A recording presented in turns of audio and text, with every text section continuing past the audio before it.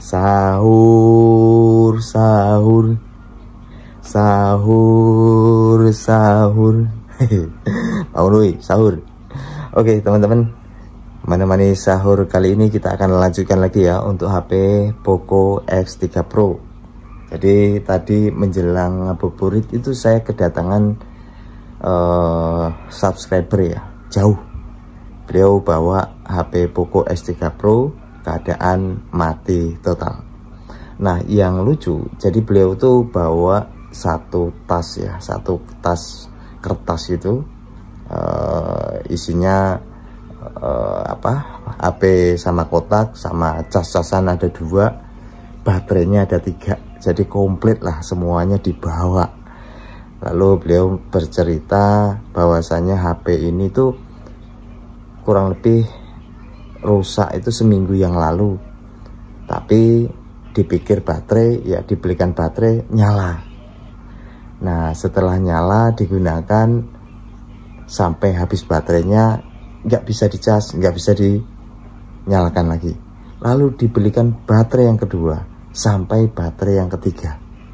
Jadi mudah-mudahan pembahasan ini menjadi menjadi pengalaman ya buat kita semua, bahwasanya kalau seperti halnya HP Poco X3 Pro ya, kalau baterainya tidak kembung rata tapi terus tidak nyala, ya itu belum tentu baterainya ya. Mungkin saat beliau beli baterai baru dipasang nyala ya pas kebetulan lagi CPU nya lagi baik hati ya, jadi dia nyala, atau RAM nya lagi baik hati jadi nyala. Ya ibarat gini, mesin kalau overheat kan nunggu dingin baru dia nyala ya, tapi enggak, berbeda dengan dengan mesin mobil, beda dengan HP ya.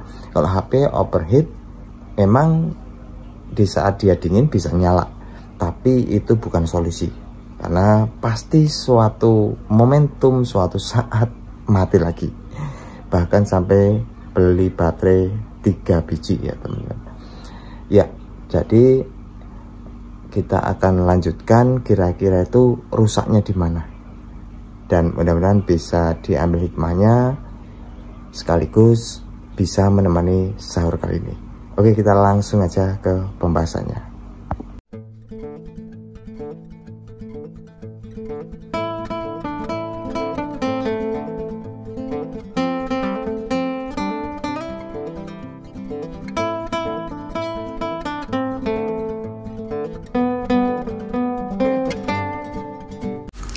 Halo, assalamualaikum warahmatullahi wabarakatuh. Jumpa lagi ya sama saya Sitanisin Deso. Gimana kabar sobat semua? Sudah ambil piring belum? Silahkan sahur ya. Ya, sambil sahur kita akan bahas Poco X3 Pro. Ya, jadi HP ini tuh super aneh ya. Sama pemilik dibelikan 3 baterai baru semua, tapi ternyata ujung-ujungnya ya tetap mati total. Nah ini saat saya coba cas dengan smart USB, kadang konsumsi arusnya normal, kadang nggak normal, jadi nggak konsisten ya. Lalu kadang tuh lampu LED juga kedip-kedip. Nah biasanya kalau Poco X3 Pro ada respon lampu LED, itu masih besar kemungkinan kerusakan di IC RAM-nya. Lalu saya sampaikan pemilik, ini mau di-rebel dua-duanya apa IC RAM-nya. Lalu beliau mainkan IC RAM-nya ya, karena budgetnya kan hemat separuh. Ya kita akan coba lakukan. Nah untuk kali ini kita akan copot IC RAM-nya. Nah untuk pencopotan ini saya gunakan blower Quick 2008, panasnya 380. Lalu anginnya 35. Nah ini sudah tercopot ya. Setelah itu kita akan bersihkan lemnya. Nah ini saya akan bersihkan lem di pinggir bagian CPU nya. Kenapa saya bersihkan? Ya supaya rapi aja ya, walaupun saya tidak akan angkat CPU nya. kita akan fokus di bagian IC RAM. Ya, ciri-ciri CPU berfungsi saat HP kita cas lampu LED nyala. Ya. Itu CPU berfungsi tapi RAM bad connect. Ya, kita langsung bersihkan sisa lem. Jadi untuk pembersihan sisa lem kayak gini bantu dengan pisau ya. Sejenis apa ya, agak-agak yang nggak terlalu tajam ya pisaunya, khusus untuk bersihin lem seperti ini ya. Nah, untuk pembersihan dengan pisau seperti ini saya bantu dengan blower di setelan 250 panasnya. Lalu tambahin flux lagi. Lalu kita solder wick. Nah, tujuannya itu sebetulnya intinya supaya lemnya bersih. Kita tambahin thinner, kita gosok-gosok sikat-sikat. Lalu kita ulangi lagi dengan tambahin timah pasta. Kita solder. Usahakan kita soldernya itu semua kakinya terisi timah. Ya, pelan-pelan satu-satu supaya terbentuk di kakinya ya. Nah, ini sekaligus fungsi solder wick untuk meratakan dan membersihkan lem. Oke, setelah itu pastiin kembali bagian mana kira-kira kaki yang belum terisi timah. Ya, jadi apakah bisa sih sebetulnya rebal RAM-nya saja? Bisa. Asalkan ciri-ciri seperti tadi yang saya sampaikan. Kalau HP Poco X3 Pro mati total, dicas lampu LED masih nyala kedip, di rebal RAM-nya insya Allah masih bisa. Nah, ini jadi bisa teman-teman terapkan ya saat temui kasus yang sama. Oke, setelah kita bersihkan, kita langsung bersihkan lem yang ada di IC RAM-nya. Untuk pembersihan lumayan lama ya, karena untuk rebal nih biasanya proses yang lama itu pembersihan lemnya. Kita nggak syukur ngilangi lemnya, tapi bersih sampai tidak ada lem sama sekali. Nah, ini kadang kita merasa oh ini lemnya sudah bersih, tapi coba ulangi terus sampai memang betul-betul bersih ya. Karena berpengaruh saat kita nanti cetak kaki IC RAM-nya. Nah, ini kasihan ya, saya nyetak IC kayak gini nggak menggunakan ragum khusus ya. Ya, insya Allah pelan-pelan lah nanti bisa dibeli ya. Jadi ada ragum khusus atau penjepit ya, yang kecil itu sangat berguna ya. Tapi kita nggak usah menyerah. Di saat kita belajar, gunakan apa adanya, walaupun hanya dengan kardus seperti ini. Wes, jangan YouTuber kere. Aduh, nggak masalah ya. Jadi itu hanya media. Artinya ya semua media atau alat bantu itu ya kita seadanya aja ya. Kalau teman-teman punya ragum lebih enak, jadi lebih kencang kejepit ya IC-nya. Nah, ini kadang tuh saya sampai melompat ya. Jadi IC-nya tuh melompat entah kemana.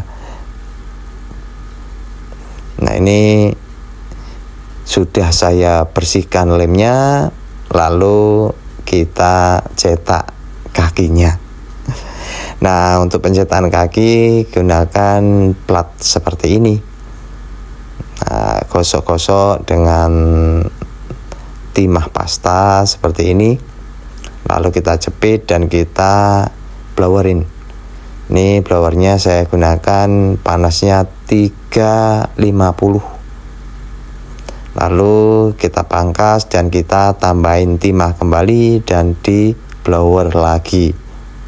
Biasanya saya kedua sampai ketiga ya, tergantung. Nah, ini 2 kali cukup lah. Oke, setelah itu biasanya itu ada sisa-sisa timah atau sampah ya. Ya, saya ini pakai timah pasta apa ya, yang warna merah tuh, lupa saya. Itu agak kurang bagus menurut saya, karena kadang menimbulkan atau menyisakan sampah-sampah seperti ini.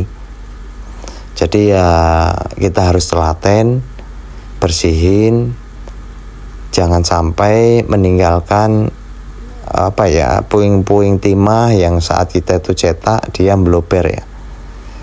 Nah, ini pelan-pelan saja. Jadi nikmati saja ya, entah itu berhasil, entah itu enggak. Kalau kita itu kerja lalu kita nikmati prosesnya, insya Allah ya, kalaupun nggak berhasil nggak begitu kecewa ya. Yang penting kan sudah berusaha. Jadi buat teman-teman ya, proses pengerjaan segala macam itu kita mesti sering berlatih lah. Ya, setelah itu kita bersihkan, kita tambahin fluk, lalu blower ulang hingga terbentuk kakinya seperti ini. Nah, ini sekarang kita akan pasang saja. Jadi kali ini saya tanpa congkel CPU, hanya RAM-nya saja. Ya, presisikan, lalu kita tembak ya dengan blower. Ini saya gunakan panasnya 380, anginnya 40. Lalu tambahin fluk lagi, lalu sambil kita tekan dengan pinset dan digoyang sedikit. Ya, ini sudah selesai teman-teman. Nah, saatnya kita akan tes apakah dengan rebel RAM saja berhasil. Kalau masih tetap, berarti kita mesti congkel CPU. Oke, kita akan coba ya. Bismillahirrahmanirrahim. Mantap jiwa, mempesona. Ya, langsung muncul pokoknya ya. Dan ada pengisian baterai warna hijau. Nah, ini kita coba nyalakan ya. Ya, mudah-mudahan aman. Tampil ke menu ya. Ya, jadi teman-teman bisa bisa pahami ya. Kalau Poco X3 Pro dicas lampu LED nyala, insya Allah itu hanya RAM-nya ya. Oke. Nah, ini saya masukkan dulu sandinya. Oke, mantap lah, untuk sentuhnya aman. Lalu yang lain sih saya rasa kita mesti pasangkan dulu ya. Kita rapiin, lalu nanti kita akan cek. Dan ya, saya akan rapikan dulu ya untuk HP-nya. Jadi ini hanya RAM saja. Ya, untuk permasalahan Poco X3 Pro, kenapa kerusakan itu nggak konsisten? Artinya di sini gimana? Kadang HP itu nyala, kadang mati dan nggak bisa diapa-apain. Nanti dibiarkan berhari-hari nyala lagi. Itu fix rusak di RAM atau CPU juga bisa. Nah, ini kadang biasanya ya saya sekarang tuh tawarkan sama customer, budgetnya misalnya kurang, ya berarti rebel RAM saja gitu ya. Karena kan kadang tuh terbentur budget ya kalau mau rebel dua-duanya. Tapi kalau misalnya yang bad connect itu CPU, ya harus dua-duanya. Nah, kebetulan yang kasus lampu LED nyala saat dicas tuh biasanya bad connect di IC RAM-nya. Ya, ini sudah saya rapikan. Kita tinggal nyalakan. Nah ini saya kasihan ya sama pemilik. Jadi baterai itu sudah dibeli dari mulai harga yang 95, 125, yang terakhir harga 160 lebih ya.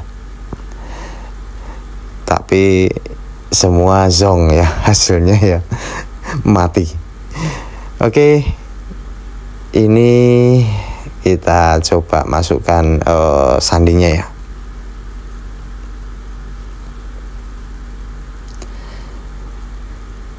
Ya, ini sekarang saya akan coba tes fitur-fiturnya ya. Yang pertama saya akan coba tes suara ya, karena berpengaruh. Oke, suara keluar ya. Saya rasa nih untuk nanti sebentar. Nah, aman ya. Untuk suara aman. Nah, lalu kamera. Kita akan coba kamera mana ini? Kamera. Oke, kamera belakang mantap ya. Lalu untuk video juga mantap, nggak masalah. Jadi untuk kamera depan, nggak masalah. Aman ya. Aman. Nah, semua saya rasa aman ya, karena kita tidak nyongkel CPU. Hanya RAM-nya. Biasanya kalau nggak nyongkel CPU atau rebal RAM saja itu semua aman. Beda kalau kita tuh juga nyongkel CPU, kadang tuh satu titik kaki yang nggak nyambung itu bisa bermasalah. Kayak misalnya kamera depan error. Nah ini fast chargingnya juga aman lah. Oke ya, semoga bisa menemani sahur kali ini. Dan kalau pemilik nonton silahkan diambil, plus baterainya. Sayang banget ya, baterainya baru 3 lagi. Oke, terima kasih ya atas supportnya selama ini. Dan ya ini sampai kotaknya pun dibawa ya. Dan tetap jaga kesehatan. Sampai jumpa. Bye bye. Assalamualaikum warahmatullahi wabarakatuh.